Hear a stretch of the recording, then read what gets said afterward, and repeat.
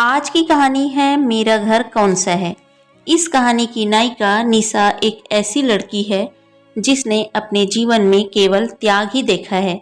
न मायका उसका ठिकाना रहा, न ससुराल ने उसे अपनाया। वह समाज के उन अनगिनत चेहरों का प्रतिनिधित्व करती है जो अपनी पहचान के लिए तरसते हैं। यह कहानी केवल एक लड़की की नहीं बल्कि उन सभी स्त्रियों की आवाज है जो पूछती हैं, मेरा घर कौन सा है। निशा का जन्म एक मध्यम वर्गीय परिवार में हुआ था। उसके पिता रमेश और मां सविता के लिए वह तीसरी बेटी थी। पहले से ही दो बेटियों के बाद बेटे की आस लगाए बैठे थे, लेकिन जब तीसरी बार बेटी हुई तो घर में कोई खुशी नहीं मनाई गई। लड़की ही हुई फिर से।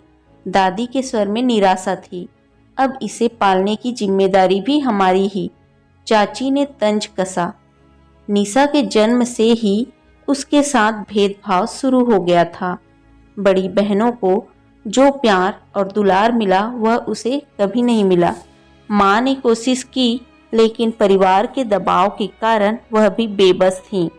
बचपन से ही उसे यह एहसास दिलाया गया कि वह एक अतिरिक्त बोझ है। समय बीता और निशा बड़ी होने लगी।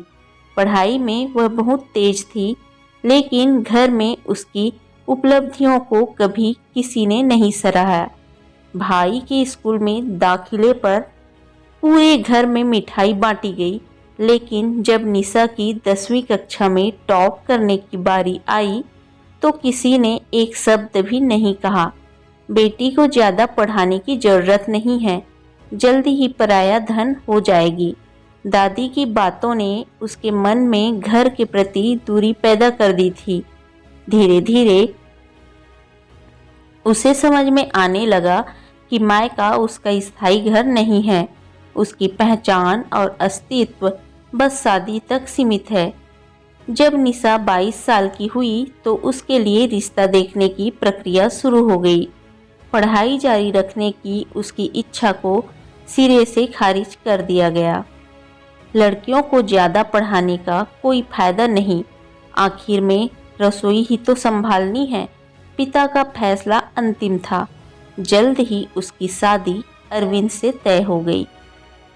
अरविंद देखने में अच्छा था और एक मल्टीनेशनल कंपनी में नौकरी करता था।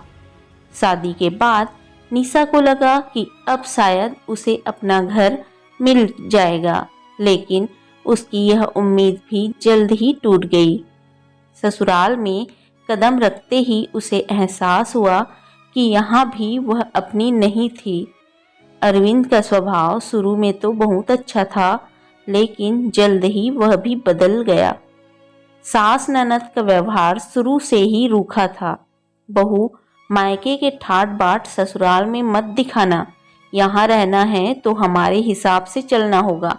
निशा को हर रोज ताने सुनने पड़ते, कभी कम दहेज के लिए, कभी ज्यादा पढ़ाई के लिए, तो कभी बेटे को जन्म न देने के लिए। अरविंद भी धीरे धीरे उसकी परेशानियों से दूर होता गया। वह अपने ऑफिस और दोस्तों में व्यस्त रहता और निशा घर में अकेली अपनी पहचान खोजती रहती। शादी को 4 साल हो चुके थे। इस दौरान निशा ने 2 बेटियों को जन्म दिया। अब तक उसे अच्छे से समझ में आ चुका था कि ससुराल में उसकी कोई कीमत नहीं थी। न मायके में उसे अपनाया गया था, न ससुराल में।